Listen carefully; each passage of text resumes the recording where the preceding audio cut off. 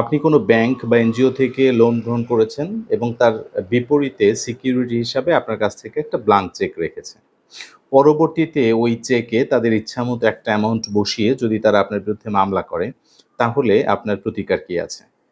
অথবা আপনি কারো কাছে টাকা পাবেন, সে টাকা না দিয়ে আপনাকে একটা চেক দিয়েছে। তাহলে ওই চেক দিয়ে কিভাবে আপনি তার কাছ থেকে টাকা উদ্ধার করবেন? সেটা নিয়ে আজকে আলোচনা করব। প্রথমত কেউ যদি আপনাকে চেক দেয়, অর্থাৎ আপনি কারো কাছে টাকা পান, সে আপনাকে টাকা না দিয়ে আপনাকে একটা চেক দিল। তাহলে চেকে উল্লেখিত যেই তারিখ, সেই তারিখ থেকে ৬ মাসের মধ্যে আপনাকে ব্যাংকে নগদায়নের জন্য উপস্থাপন করতে হবে। এইখানে অনেক সময় একটা প্রশ্ন আসে যে আপনি চেকটি কোন ব্যাংকে দিবেন? অর্থাৎ আপনি কারো কাছে টাকা পাবেন, তার বাড়ি ঢাকা। আর আপনার বাড়ি হচ্ছে ফরিদপুর।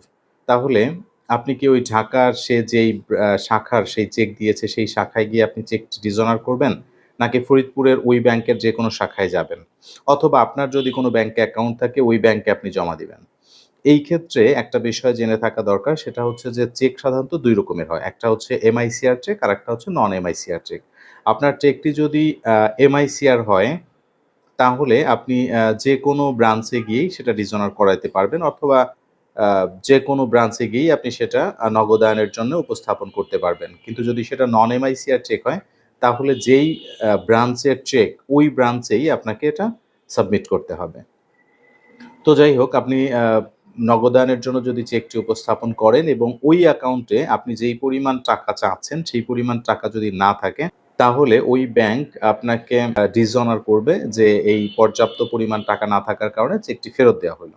তো এই কারণে যদি চেকটি ডিসঅনার হয়, আপনাকে একটা ডিসঅনার স্লিপ দিবে ব্যাংক। ওই স্লিপটা পাওয়ার পরে যেই তারিখে আপনি স্লিপটি পাবেন বা ডিসঅনার্ড হবে চেকটি, ওই তারিখ থেকে ৩০ দিনের মধ্যে আপনাকে চেক হোল্ডার বরাবর, অ্যাকাউন্ট হোল্ডার বরাবর আপনাকে একটা লিগ্যাল নোটিশ করতে হবে, অথবা আপনি পত্রিকা ও বিজ্ঞপ্তি প্রকাশ করতে পারেন। আপনাকে একটা লিগ্যাল নোটিশ দিয়ে তাকে জানাতে হবে যে আপনি যেই চেকটি আমাকে নগদায়নের জন্য দিয়েছিলেন টাকা পরিশোধের উদ্দেশ্যে, আমি সেই চেকটি ব্যাংকে উপস্থাপন করেছিলাম, কিন্তু আপনার অ্যাকাউন্টে পর্যাপ্ত টাকা না থাকার কারণে চেকটি আমাকে ফেরত দিয়েছে ডিসঅনার করে। এখন এই নোটিশ দিয়ে আপনাকে সেটা জানানো হচ্ছে, যদি আপনি নোটিশ পাওয়ার ৩০ দিনের মধ্যে আমার টাকা পরিশোধ না করেন, তাহলে আমি আপনার বিরুদ্ধে আইনানুগ ব্যবস্থা গ্রহণ করতে বাধ্য হব। এইরকম আপনি তাকে একটা নোটিশ দিয়ে একজন আইনজীবীর মাধ্যমে তাকে জানাবেন।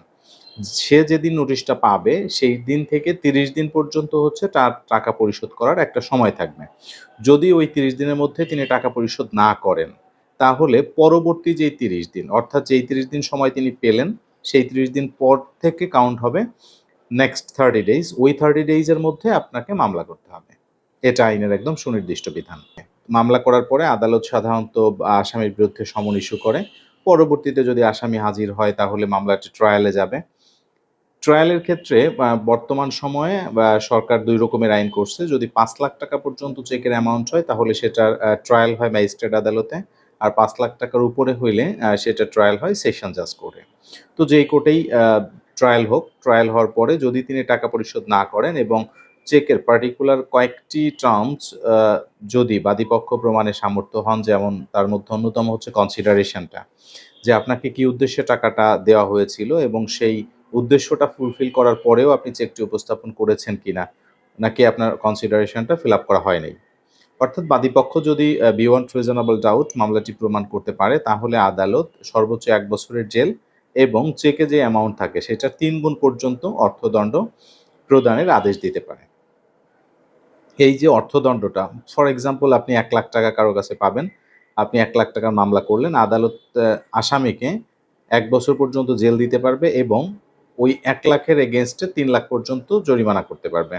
এখন প্রশ্নটা হচ্ছে, উনি তো পাবেন ১,০০,০০০, বাকি ৳২,০০,০০০ কি হবে? এইখানে আদালত তার আদেশে সুনির্দিষ্ট একটা আ ফাইন্ডিংস দিয়ে থাকেন সাধারণত, যে ওই ৳১,০০,০০০ বাদী পাবেন এবং বাকি ৳২,০০,০০০ হয়তো রাষ্ট্রীয় কোষাগারে জমা হবে, অথবা ক্ষতিপূরণ হিসেবে বাদী পাবেন। এটা যেই দণ্ডাদেশ থাকে সেই আদেশেই আদালতের ফাইন্ডিংস থাকে। অনেক সময় একটা প্রশ্ন আসে, সেটা হচ্ছে যে ১ বছর যদি কেউ জেল খাটে, তাহলেও কি তার টাকা পরিশোধ করতে হবে কিনা? হ্যাঁ, তার টাকা পরিশোধ করতে হবে। এই টাকা পরিশোধ করার জন্যে আগে অনেক সময় আমরা অর্থ আদায়ের মামলা করতে দেখতাম। কিন্তু আমাদের ফৌজদারি কার্যবিধির ৩৮৬ ধারায় অ্যা ওই ট্রায়াল কোর্টেরই, যে আদালত শাস্তি প্রদান করেছেন, সেই আদালতেই আসামির সম্পত্তি ক্রোক করে এবং নিলাম বিক্রয় করে তার পাওনা টাকা, বাদীর পাওনা টাকা আদায় করে দিতে সক্ষম। ১ বছর হচ্ছে সে যে অপরাধটা করেছে সেইটার পানিশমেন্ট। সুতরাং ১ বছর তার জেল খাটতে হবে। ১ বছর জেল খাটার পরেও তার যে জরিমানাটা সেইটা কখনোই অনাদায় অবস্থায় থাকবে না। এটা অবশ্যই আদায়যোগ্য এবং আদালত যথাযথ আইনানুগ উপায়ে সেটা আদায় করবেন। অনেক সময় অনেকে বলে যে তার যদি নিজস্ব কোনো সম্পত্তি না থাকে তাহলে কি হবে? এইখানে একটু কমপ্লিকেশন আছে। কিন্তু যদি আমরা আইনের অনেক গভীরে যাই তাহলে অনেক সময় দেখা যাবে যে তিনি যেই ভবিষ্যৎ সম্পত্তি প্রাপ্ত হবেন সেইখান থেকেও এটা আদায়যোগ্য। আদালত যদি আদেশ দিয়ে থাকেন তাহলে এটা পাবলিক ডিমান্ড রিকভারি অ্যাক্ট অনুযায়ী ওই অর্থদণ্ডটা সাধারণত আদায়যোগ্য হয়ে থাকে। এখন আসেন যে আপনি কোনো এনজিও বা ব্যাংক থেকে লোন নিয়েছেন একটা ব্ল্যাংক চেক দিয়ে। পরবর্তীতে ওই কর্তৃপক্ষ ইচ্ছামতো একটা অ্যামাউন্ট বসিয়ে আপনার বিরুদ্ধে একটা চেকের মামলা করে দিল। যদি এরকম হয় তাহলে এটা সুনির্দিষ্টভাবে প্রতারণা এবং বিশ্বাসভঙ্গের অপরাধ সংগঠিত হয় এবং যিনি চেকটি প্রদান করেছেন ওই সংস্থা বা কর্তৃপক্ষকে তিনি তার বিরুদ্ধে প্রতারণা এবং বিশ্বাসভঙ্গের অভিযোগ এনে আদালতে মামলা দায়ের করতে পারবেন।